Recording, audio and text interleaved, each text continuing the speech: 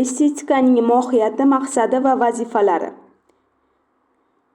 Nafosat va estetika tushunchalarining talqini. Ma'lumki, nafosat falsafasi estetika deb ham yuritiladi. U esa bir necha asrlardan beri Yevropa universitetlarida o'qitilib kelinayotgan klassik fanlardan biridir. Zamonaviy g'arb estetikasida ta'kidlanadiki, estetika bu insonlar uchun suv va havodek zarur bo'lgan, bizni fikrlashga undaydigan mahorat, did, saviya va fahmimizni oshiradigan fandir. Agar insonda estetik salohiyat, did, farosat bo'lmasa, u dunyo go'zalliklarini ko'ra olmaydi. Bugungi kunda estetika fanining kelib chiqishi xususida bir qancha qarashlar mavjud. Uning kelib chiqishida esa sinergetika, ratsional aql hamda intuitiv omillar, xalqlarning an'ana va marosimlari, odatlari, ijod jarayoni va buyuk shaxslarning asarlari, arxetiplar, o'yin nazariyasi, mimesis, mehnat va boshqa salmoqli o'rinni egallagan deb hisoblaymiz. Shuningdek, sekin-asta inson tomonidan orttirilgan hayotiy tajribalar, ko'nikmalar, bilimlar orqali estetika fani shakllanib bordi va rivojlandi. Estetikaning kelib chiqishida insonning go'zallikka bo'lgan estetik ehtiyoji muhim o'rinlardan birini egallagan. Maslow piramidasi va inson ehtiyojlari diagrammasida ishlab chiqadi va unda estetik ehtiyojlar insonning fiziologik xavfsizlik, muhabbat, hurmat, bilish ehtiyojlaridan keyin 5-o'rinni egallaydi. 6-o'rinda esa o'z-o'zini anglash turadi. Eng qiziqarlisi, ushbu diagrammadagi ehtiyojlarning deyarli barchasida estetikaga ma'lum darajada bog'liq deyish mumkin. Adabiyotlarda fanni dunyo to'g'risidagi, shu jumladan odamning o'zi to'g'risidagi obyektiv bilimlarni ishlab chiqarish bo'yicha yuksak darajada tashkil etilgan va ixtisoslashtirilgan faoliyatdir deb ta'riflash qabul qilingan. Estetika fanini eng qadimgi fanlardan biri ekanligini qayd etsak-da, mutafakkirlar ushbu fanning 18-asrning o'rtalariga qadar bo'lgan davrini implissit estetika deb yuritadilar. Implissit estetika tarixiy davrlar mobaynida falsafa, ritorika, filologiya kabi boshqa fanlar tizimida mavjud bo'lgan estetik tajribalarni o'zlashtirishni anglatadi.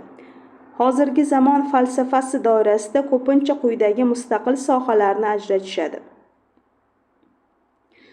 Falsafa tarixi. Ontologiya, ya'ni borliq to'g'risidagi ta'limot. Gnoseologiya bu bilish to'g'risidagi ta'limot. Aksiologiya qadriyat to'g'risidagi ma'lumot. Falsafiy antropologiya inson to'g'risidagi ta'limot. Ijtimoiy falsafa jamiyat to'g'risidagi ta'limot. Mantiq, tafakkur qonunlari va shakllari to'g'risidagi ta'limot. Etika, axloq to'g'risidagi ta'limot. Estetika, go'zallik to'g'risidagi ta'limot.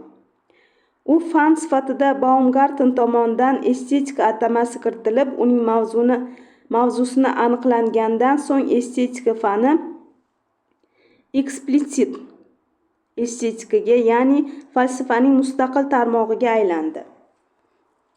Baumgarten ruhning mavjud bo'lishining ikkita mustaqil darajasini, mantiqiy va estetik darajasini ajratib ko'rsatdi va estetikani go'zallikni go'zal san'at asarlari asosida ijod va idrok qonunlarini hissiy jihatdan o'rganadigan fan deb ta'riflaydi. Baumgartenning so'zlariga ko'ra, estetika 3 ta asosiy bo'limdan iborat. Birinchisi narsalarda va tafakkurda go'zallikni o'rganishga qaratilgan. Ikkinchisi san'atning asosiy qonunlariga. Uchinchisi semiotika, estetik belgilarga, shu jumladan va san'atdagi semiotik belgilarga ham.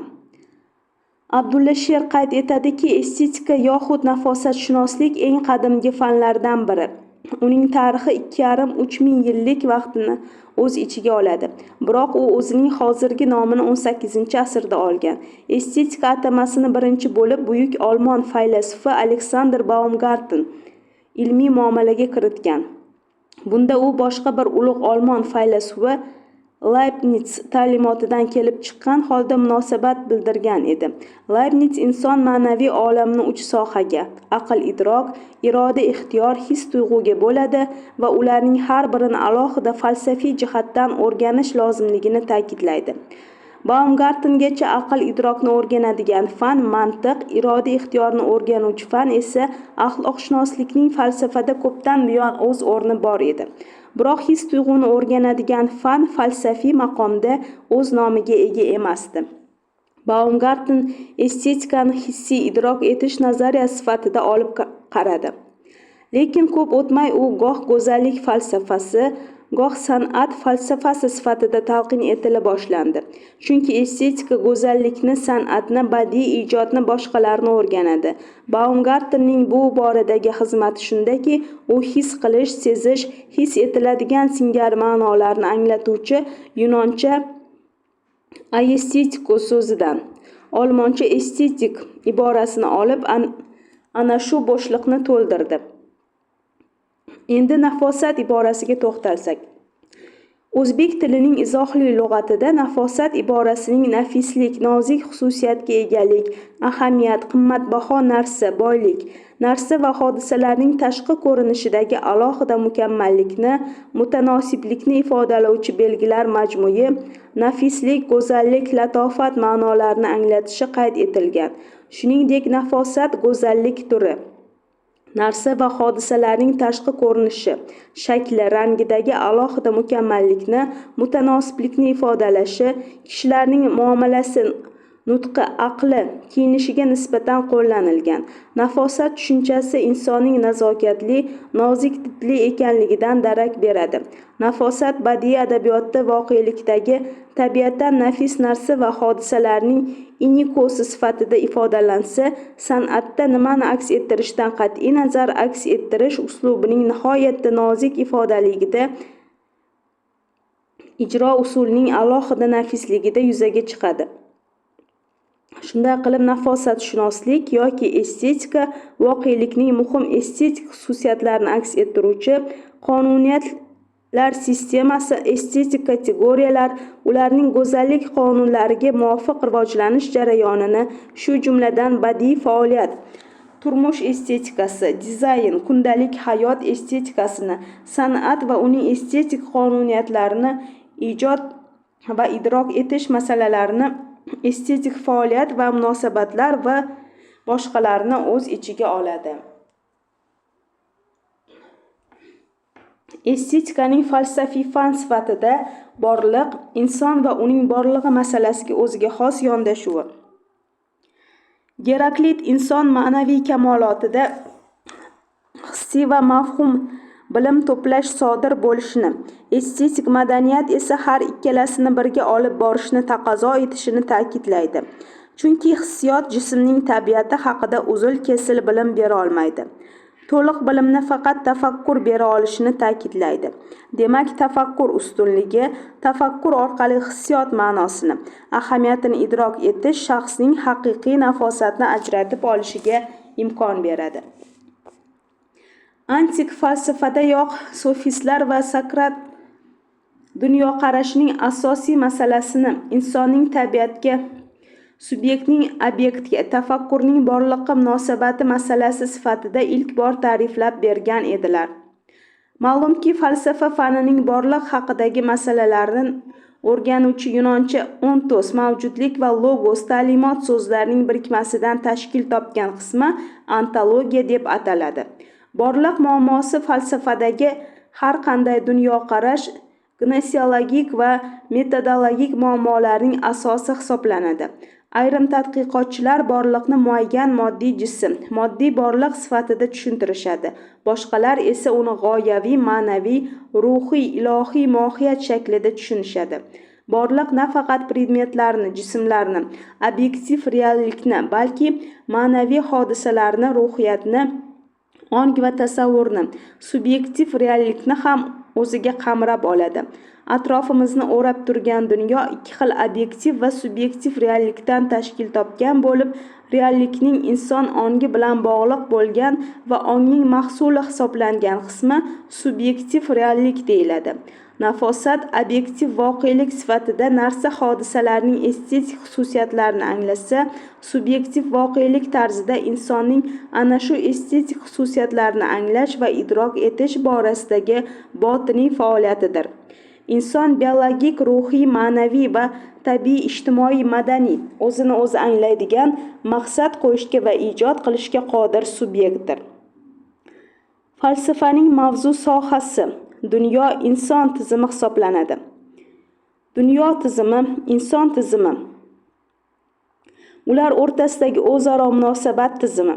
Falsafa dunyo inson tizimini tushunishga intilib, unda yuz berayotgan jarayon va munosabatlarni faqat gnoseologik jihatdan, haqiqat nuqtai nazaridan qaramaydi. Uning uchun bu jarayonlar va munosabatlarni qadriyatlar orqali ezgulik, muruvvat, yovuzlik, foyda, go'zallik va hokazolar nuqtai nazaridan baholash ham muhimdir. Estetika badiiy ijoddagi tabiat va hayotdagi go'zallikning mohiyati va shakllari, san'atning ijtimoiy ongning alohida shakli sifatida falsafiy ta'limot ekan, fan sifatida u borliq, inson va uning borlig'i bilan chambarchas bog'liqdir.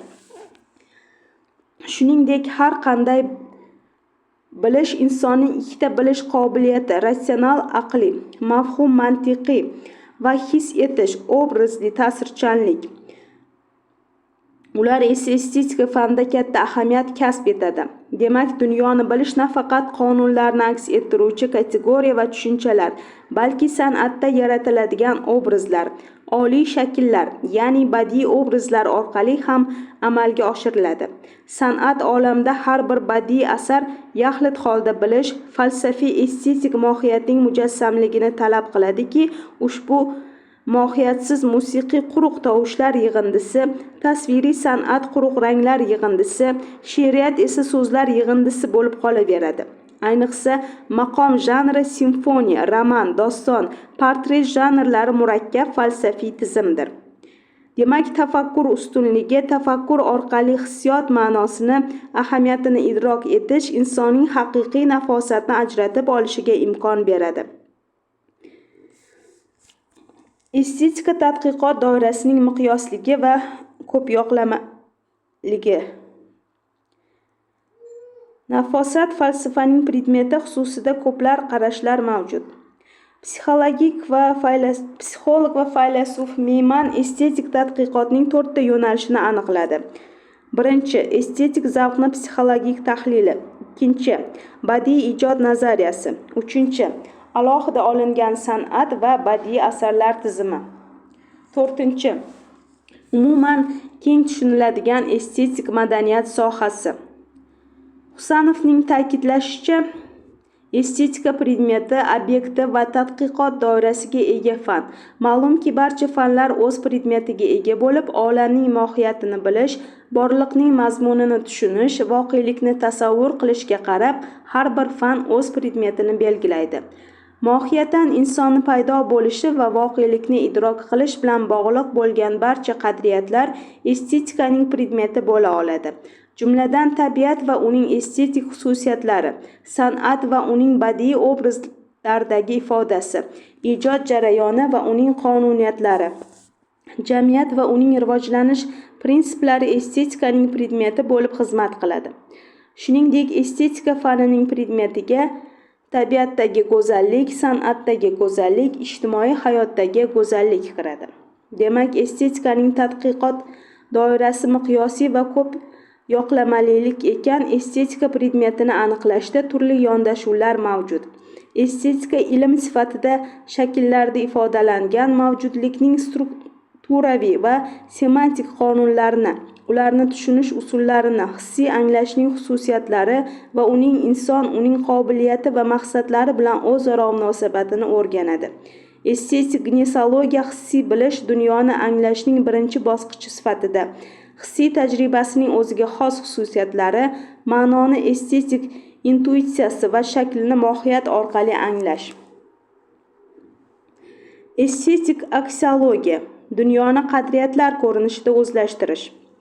Etikaning farqli tomonlari madaniyatdagi bilish usullari va funksiyalarida ifodalanadi. Estetika va din. Estetik va mistik tajriba, qadriyatlar iyerarxiyasi, ramzlar va belgilar, diniy badiiy asarlarning yaratilishida ifodalanadi. Estetik bilimlar o'ziga xos va universaldir. Estetika san'atning paydo bo'lishi shartlarini, uning strukturaviy va formal xususiyatlarini o'rganadi. Estetika go'zallikni va boshqa estetik kategoriyalar va ularning go'zallikka nisbatini, estetik hissiyot va uning o'ziga xos xususiyatlarini, san'at, dizayn, badiiy asar tuzilishini janrlari, usullari, ifoda vositalari, badiiy ijod va idrok jarayonlarini, nosan'at obyektlar estetikasi, tabiat estetikasini, estetik tarbiya masalalarini, estetik madaniyat va uning o'rnini tadqiq etadi. Shuningdek, ushbu atamani kundalik hayotimizni barcha jabhalarida juda keng ma'noda ishlatilishini kuzatishimiz mumkin.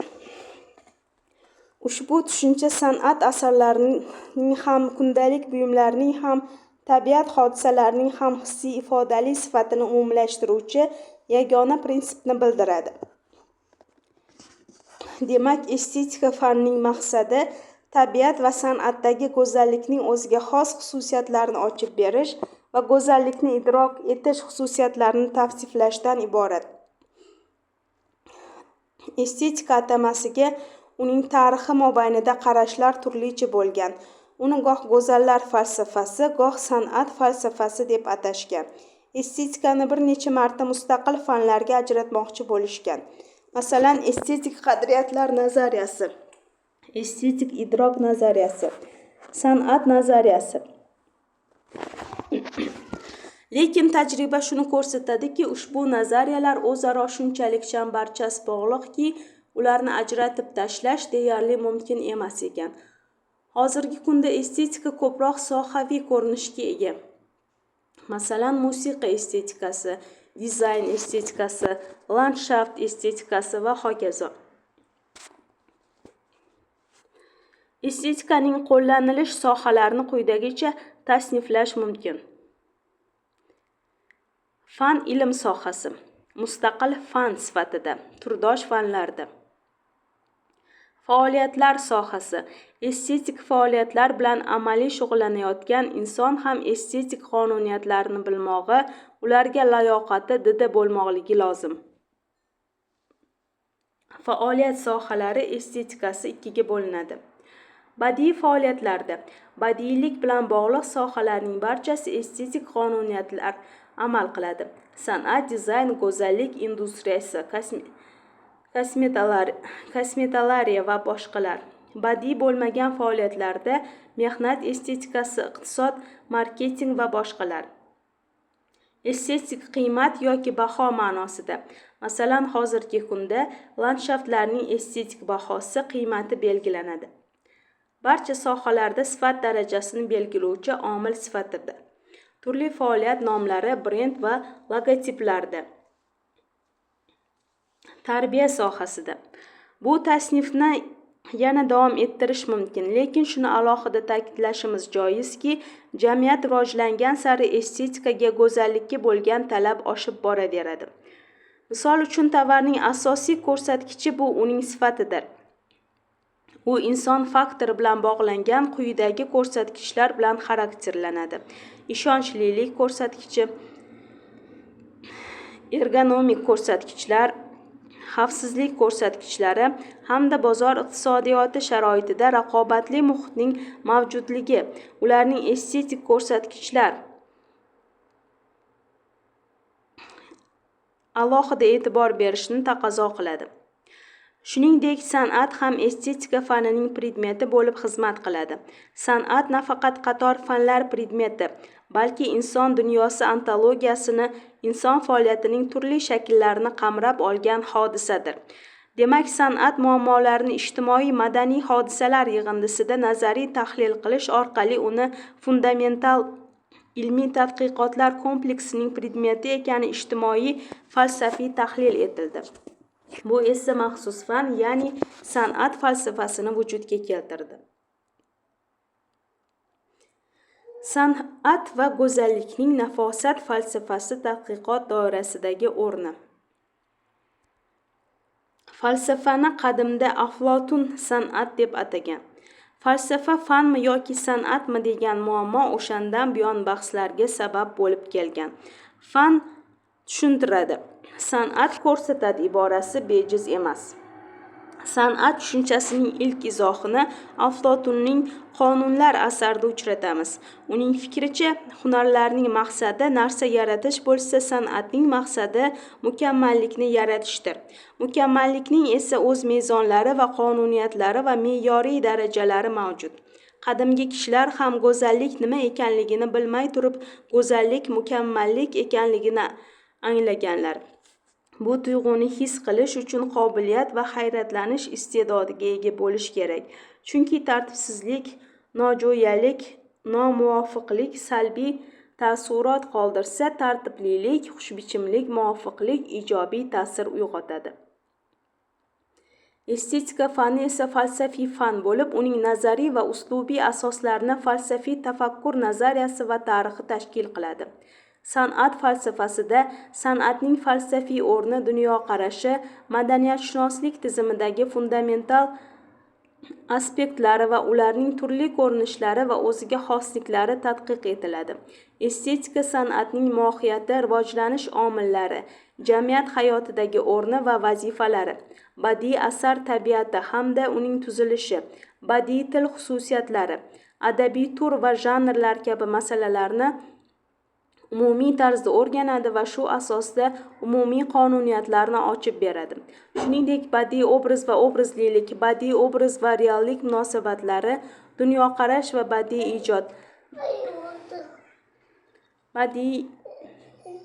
ijod jarayoni xususiyatlari, badiiy asarni qabul qilish jarayoni xususiyatlari kabi qator umumiy estetik masalalarni o'rganadi. Badiiy asarlarni tahlil qilish tamoyillari, baholash mezonlari, tahlil metodlarini ishlab chiqadi, ilmiy nazariy tushunchalar tizimini yaratadi.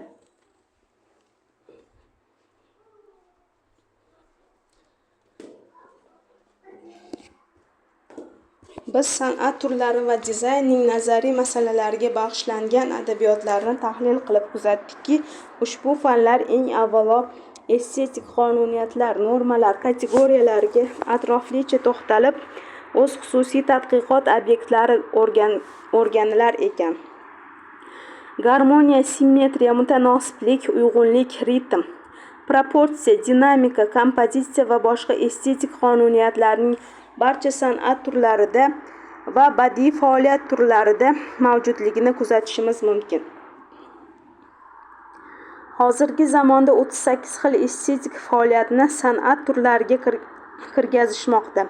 Ularning barchasi birvarakay o'rganishning albatta iloji yo'q, lekin ularning ko'pchiligida umumiy mezonlar mavjud. Avvalambor ular nafosat, garmoniya va go'zallikdir.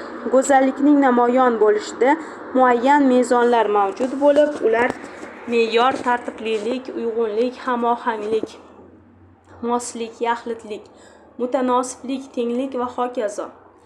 Demokrit go'zallikni hamohanglikda, bo'laklarning to'g'ri mutanosibligida, tomonlar mosligida deb biladi va uni me'yor tushunchasi bilan bog'ladi.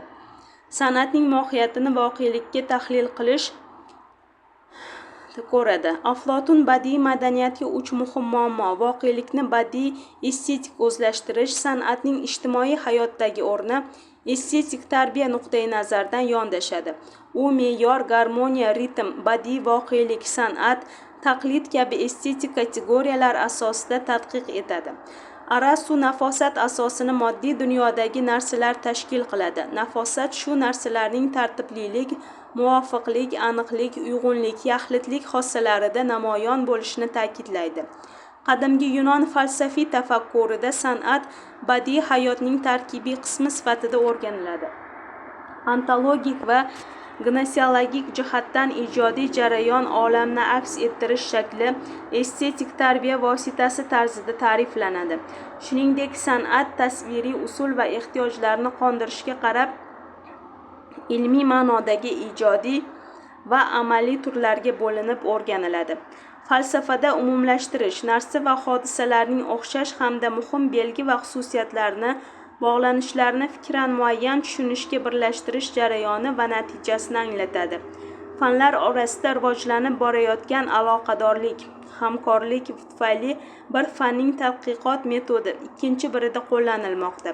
Ma'lumki, vujudga kelgan har qanday yangi eskining ijobiy tamoyillarini o'zida saqlagan holda uni konkretlashtiradi, yangi g'oyalar, qonunlar, tushunchalar tizimi, fikrlar bilan boyitadi. Estetika darsligining muallifi Abdulla Sher ham estetikada umumlashtirish xususida ta'kidlaydiki, ma'lumki, estetika falsafiy fanlardan biri va u falsafiy fan sifatida barcha san'atshunoslik fanlari erishgan yutuqlardan umumiy xulosalar chiqarib,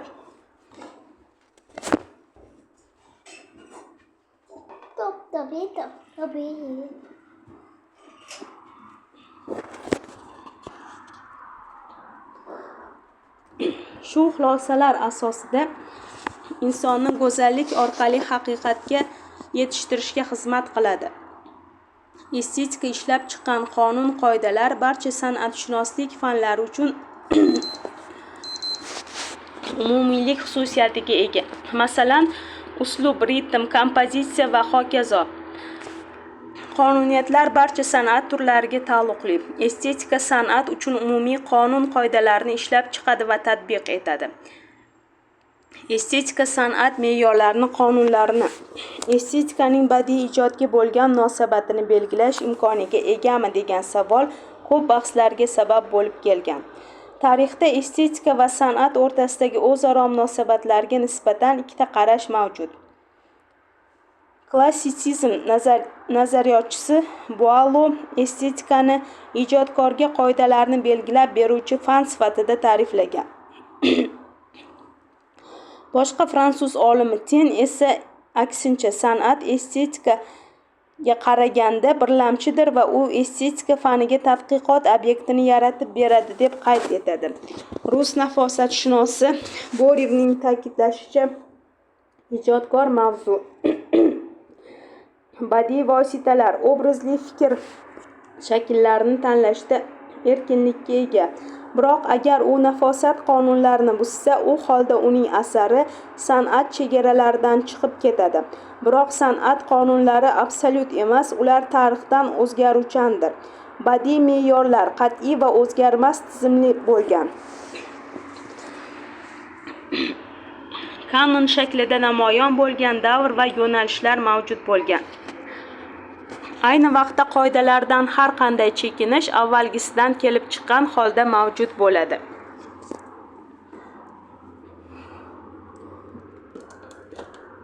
San'atdagi me'yorlar nafaqat invariant, ya'ni takrorlanuvchi o'zgarmas tuzilmani tan olish, balki boshqa variantlarning ham mavjud bo'lishini ham qabul qilish demakdir.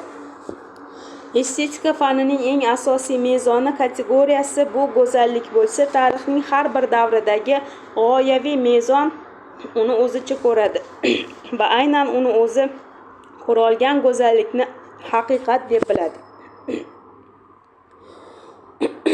Masalan, antik estetika mezonlarini tabiatga taqlid qilish san'ati sifatida ifodalagan. Badiiy asarlarni tabiat qonunlari, uning proobrazi, mukammallikning asosi sifatida ta'riflagan. O'rta asr estetikasi go'zallikning yuksak ilohiy ibtidoga ega bo'lgan mezon ekanligi g'oyasini ilgari surgan. Shekspir, Leonardo da Vinci, Alberti, Cervantes, Dürerlar inson va uning yuksakligi g'oyalarini mezon deb bilishgan. Yangi davr klassitsizm vakillari o'z e'tiborlarini inson hayot faoliyatining ma'naviy estetik jihatlariga qaratadilar. Klassika estetik me'yorlar va mezonlar dominantasiga aylanadi. Fransuz mutafakkirlari Voltaire, Rousseau, Diderot mezon sifatida badiiy ijod va uning ma'naviy bilishga oid ahamiyatiga e'tibor qaratganlar. Nemis mutafakkirlari Kelman, Lessing ular realistik haqiqatning o'ziga xos xususiyatlariga, shuningdek estetik qadriyatlarga e'tibor qaratganlar. Nemis klassik estetikasi Kant, Shelling, Gegel va boshqalar estetikaning o'ziga xosliklarini, inson hayot faoliyati va san'at qonuniyatlarining muhim estetik mezonlarini aniqladilar. Shuningdek, san'atning bir qancha vazifalari ham mavjud bo'lib, ularda tafakkur muhim o'rin tutadi. Estetik vazifa – bilish uchun xizmat qiladigan vazifa. San'atning tarbiyaviy vazifasi, san'atning lazzatbaxshlik vazifasi. Yunoncha gedoni lazzat degan insonga lazzat yetkazishga qodirligi bilan bog'liqdir. Voqelikni aks ettirish vazifasi, san'atning kompensatorlik vazifasi. Estetikaning umumiy qonuniyatlari va mezonlari va ularning amaliyotdagi o'rni. Estetika ham falsafa ham avval boshdanoq nazariy fanlardir. Masalan, Yunon faylasufi Arastu shunday deb yozgan edi: tajribaga ega bo'lganlar nima ekanligini biladilar, ammo nima uchun ekanligini, ya'ni sababini bilmaydilar. Estetika nazariy fanlar turkumiga kirsa-da, bugungi kunda ushbu nazariyaning amaliyotini kundalik turmushimizning deyarli barcha sohalarida kuzatishimiz mumkin. Estetik tafakkur tarixida insonda nafosat mezonlariga rioya qilish, vazn tuyg'usi, uyg'unlik, tartib, me'yor, ritm kabi estetika fanining xususiyatlari shakllanib va rivojlanib bordi. Chunki badiiy faoliyatda inson tafakkuri mezonlari asosan quyidagi jihatlarda o'z aksini topadi.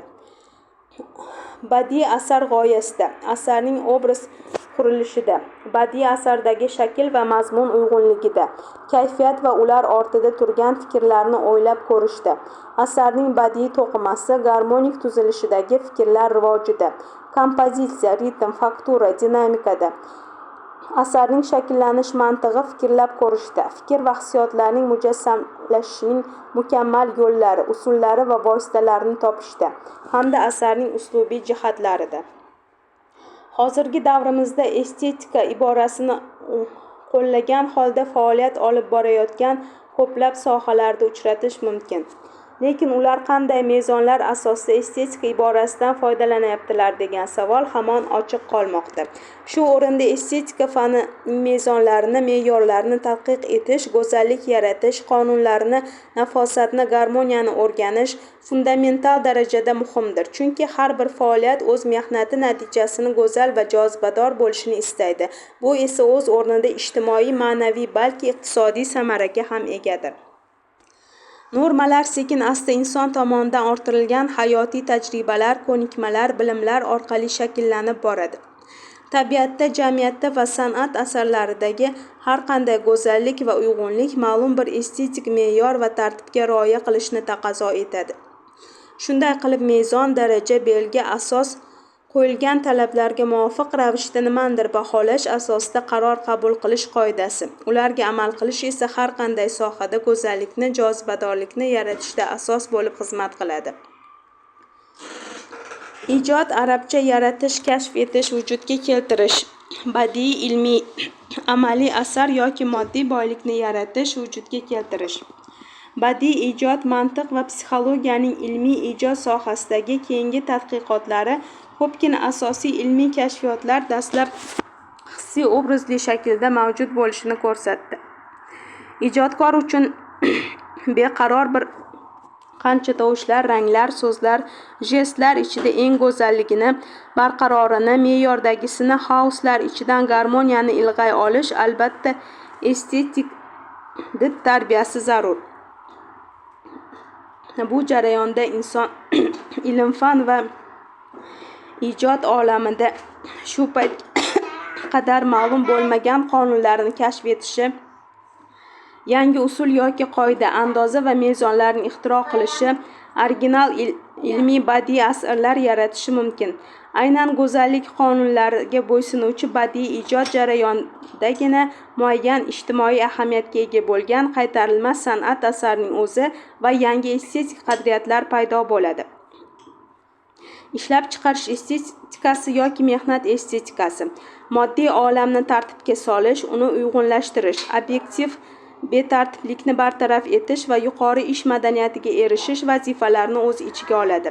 Bugungi kunda rivojlangan sanoat ishlab chiqarish sharoitida voqelikni estetiklashtirish, muammolarini yechish dizaynga yuklatilgan.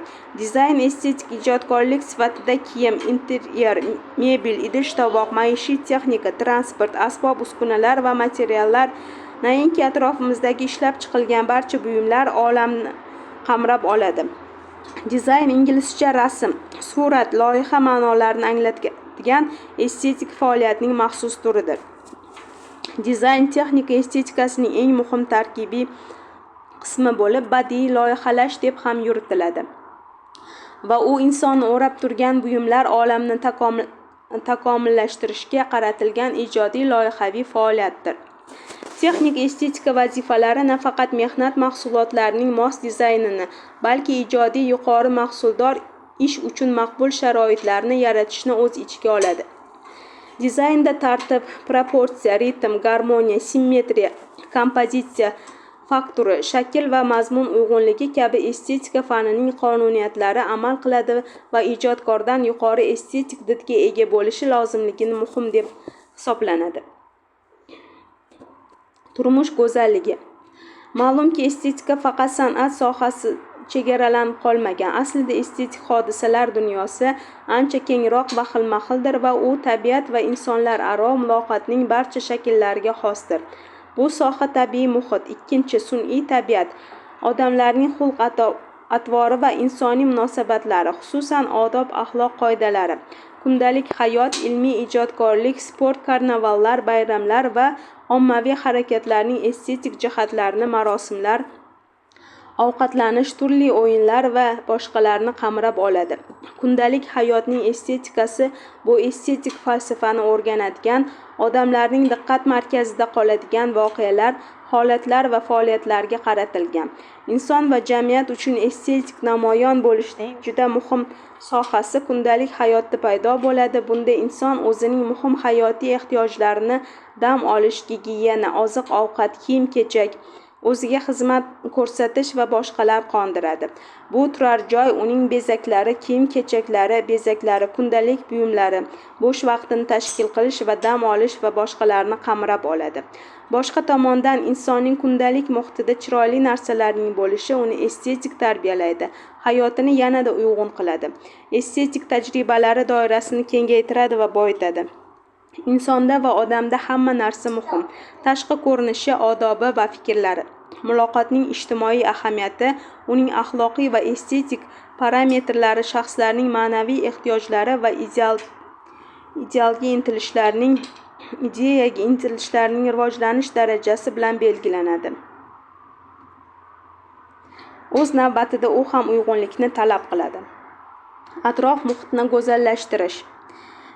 Biotexnologiyalar estetikasi yo'nalishining namoyandasi Botvinnik yovvoyi tabiatda go'zallikning quyidagi tamoyillarini aniqlaydi.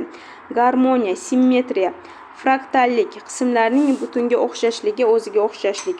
Shunday qilib, atrof muhit estetikasi uning vakillariga ko'ra atrof muhit falsafasining bir qismi bo'lib, o'zini madaniyat kontekstida inson va tabiat o'rtasidagi uyg'unlik falsafasi sifatida tasdiqlaydi.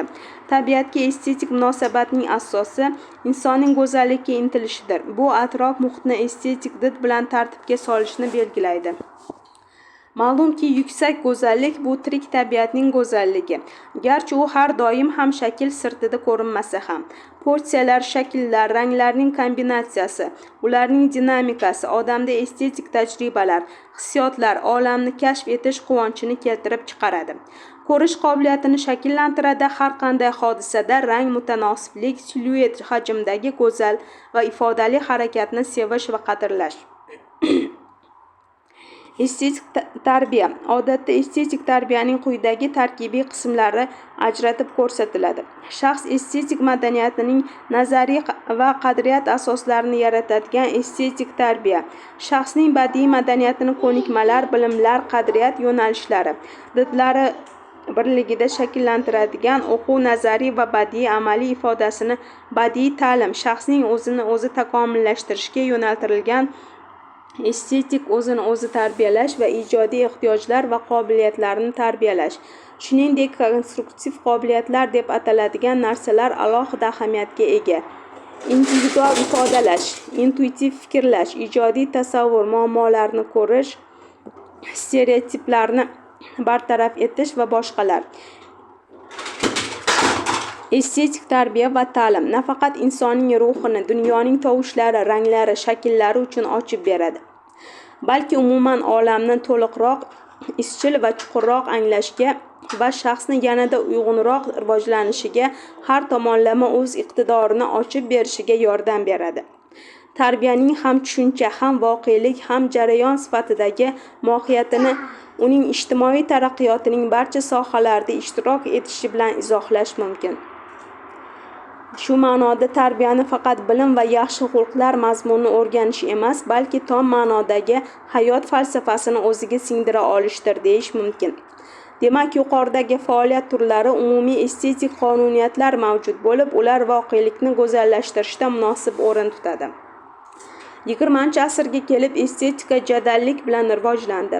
20-asrda fenomenologik, psixoanalitik, semiotik, ekzistensialistik estetikasini 1960-yillarga borib taqaladigan strukturalizm va poststrukturalizm tarkibidagi estetikasi va postmodern estetikasini alohida qayd etish mumkin.